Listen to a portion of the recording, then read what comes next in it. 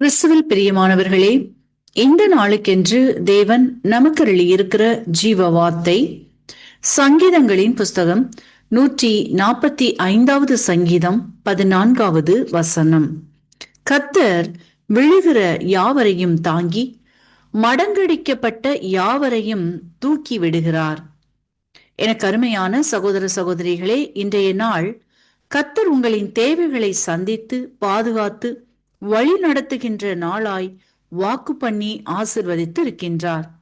இன்றைக்கும் அநேகர் தாங்கள் எடுத்த முடிவுகளில், தீர்மானங்களில், எதிர்பார்த்திருக்கின்ற காரியங்களில் எப்படியான பதில் வருமோ, காரியங்கள் நன்மையாக நடக்குமோ, தயவுகளும் கதவுகளும் திறக்கப்படுமோ என்று எதிர்பார்ப்போடு காத்திருக்கிறவர்களுக்கு கர்த்தர் சொல்லுகின்றார், தம்முடைய கிருபையை இன்றைக்கு உங்கள் மேல் அளவில்லாமல் பொழிய பண்ணுவேன் என்கிறார்.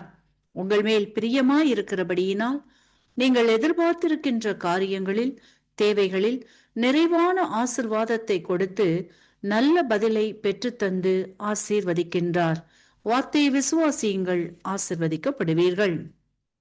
இன்றைக்கும் நாம் 1 ராஜாக்களின் புஸ்தகம் 17வது அதிகாரத்தை வாசிக்கையில் அங்கே எலியாவை குறித்து பார்க்கையில், கர்த்தர் எலியாவை நோக்கி, கேரித்தாற்றண்டையில் ஒளித்திரு, அங்கே உனக்கு காகங்களை கொண்டு 2 வேளையும் அப்பமும் இறைச்சியும் போஷிப்பேன் என்று கூறுகின்றார். காரணம், அங்கே பெரும் பஞ்சம் நிலவ போகிறபடியினால் கர்த்தர் எலியாவை கைவிடாது இருந்து காப்பாற்றும்படியாக சிறிய ஆறாகிய கேரித்தை தெரிந்து கொண்டு போஷித்து தம்முடைய மகத்தான வல்லமையை விளங்க பண்ணி வழி நடத்துகிறதை நாம் வாசித்து அறிகின்றோம்.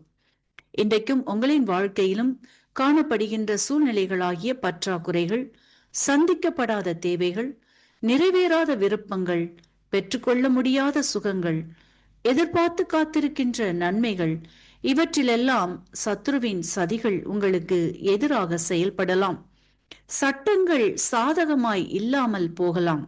ஆனால் உங்களை நேசிக்கின்ற கர்த்தர், அவர் உறங்காமலும் தூங்காமலும் இருக்கிறவர், இரவும் பகலும் காவல் பண்ணுகிறவர், கைவிடாது காத்து வழி நடத்தும்படி நீங்கள் போகிற இடங்களிலெல்லாம் உங்களோடே இருந்து எந்த காரியத்தை நிமித்தமாய் எதிர்பார்ப்போடு காத்திருக்கிறீர்களோ, நடக்குமோ நடக்காதோ, சுகம் பெறுவேனோ இல்லையோ என்ற குழப்ப நிலைகளிலெல்லாம் தெளிவான பதிலை தருகின்றார்.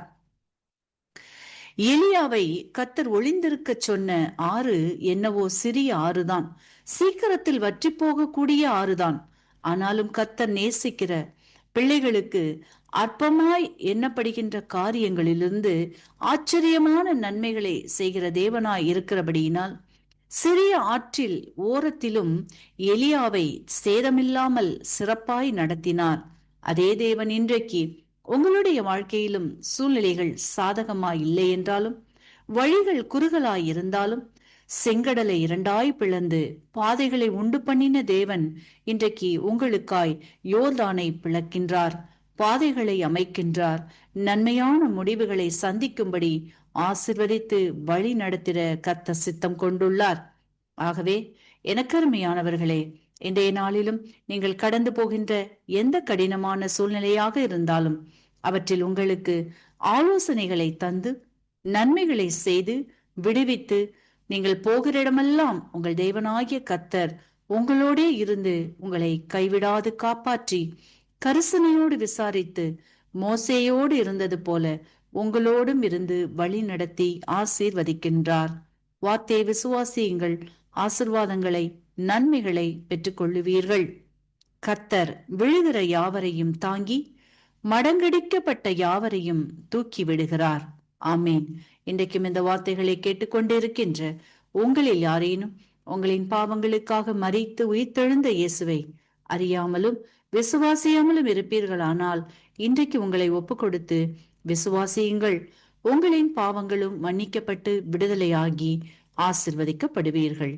இந்த வார்த்தைகள் மூலமாக கர்த்தர் இன்று உங்களை ஆசீர்வதிப்பாராக.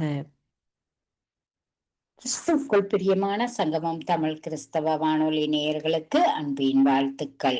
இன்றைய மன்னா அவருடைய இரக்கங்களுக்கு முடிவில்லை. புலம்பல் 3:22. பிரியமானவர்களே, நண்பனுடைய அன்பு ஒரு நாள் முடிந்துவிடும். உறவினரின் பாசம் முறிந்துவிடும். தாய் தன் குழந்தைக்கு காட்டும் அன்பு கூட மாறி போகும். ஆனால் தேவனுடைய இரக்கம் ஒரு காலம் மாறாதது. சொல்லி முடியாத இந்த இரக்கத்திற்கு முடிவே இல்லை. அது வற்றாத பெருங்கடல், மறையா கதிரவன். சில வேளைகளில் அது இருண்டது போல் தோன்றும், அது நின்றும் நம்மை வராதது போல் தோன்றும். ஆனால் அது எப்பொழுதும் போல் பிரகாசம் உள்ளதாகவும் மேன்மை உள்ளதாகவும் இருக்கும். தாராளமாக கிருபை அளிக்கின்றார் தேவன். அவர் தமது பிள்ளைகளிடத்தில் இரக்கம் காட்டுவது போல் எவருக்கும் காட்டுவதில்லை. ஆகவே பயத்தையும் திகிலையும் விட்டுவிடுங்கள். தேவ இரக்கத்திற்காக காத்திருங்கள். இயேசு கிறிஸ்து தம்மை பின்பற்றிய மக்களை போஷிக்க உணவில்லாத இருந்ததை கண்டு அவர்கள் மேல் மனதுருகிறார் அல்லவா? உங்கள் மீதும் அவர் மனதுருகுவார். உங்கள் பலவீனங்களில் உங்களை தாங்குவார். உங்கள் துக்கத்தை நீக்குவார். உங்கள் ஆன்மாவை வலுப்படுத்துவார். தம்முடைய மகிமையில் உங்களை சேர்த்துக் கொள்ளுவார். ஏனென்றால் அவருடைய இரக்கங்களுக்கோ முடிவே இல்லை. கர்த்தர் தாமே இந்த வார்த்தைகளை கொண்டு ஒவ்வொருவரையும் நிறைவாய் ஆசீர்வதிப்பாராக. ஆமேன். God bless you.